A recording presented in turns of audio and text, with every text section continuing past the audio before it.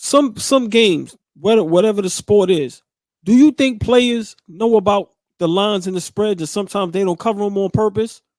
Prime example, it was a game with what's the quarterback for the Chiefs?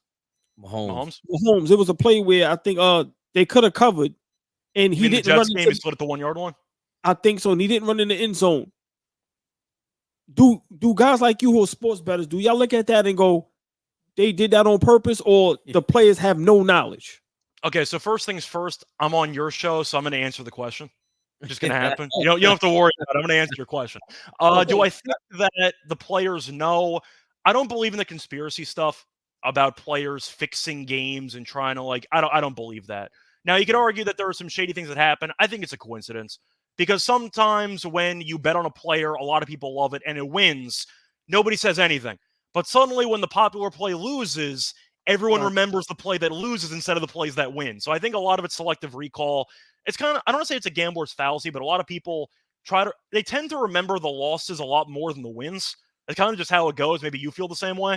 But I feel like for the Mahomes thing, first of all, it was the right play because they ran the clock out. Game was over. Like, it was the right play. He should have fell down at the 1. I had the Chiefs in that game. I lost. At no point did I think that Mahomes knew the spread and was intentionally trying to blow it. No. Now, Twitter exploded after that and said Mahomes knew. He didn't know. I don't believe that. But I think, once again, a lot of people are into the conspiracy angle because they don't always want to take responsibility for their own losses. And they believe that it makes it a lot easier on their conscience if they can blame some external force on why they lost instead of just realizing, maybe I could have made a better read on a certain game, something like that. But I think some coaches know. I think coaches know. You hear that in college football all the time. It's a motivational tool that some teams use. Do you follow college football at all? I don't, but it makes sense because how else are you going to tell what the public really feels about you? Yeah, it's a good way to, everyone's against us. We're trying to win. I'm sure that that's been talked up before. I'm going to give you examples, though, of favorites that I think know. James Franklin, coach of Penn State. Oh, he definitely knows what the point spread is. He's running up-tempo offense, trying to score touchdowns up 30 in the final minutes of games. I think some coaches know. Players, maybe they're told here and there.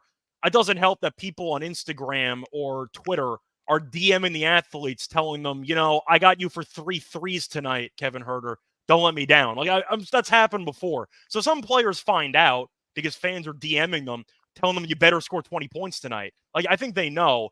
I don't believe in them intentionally trying to screw over people's bets or anything like that.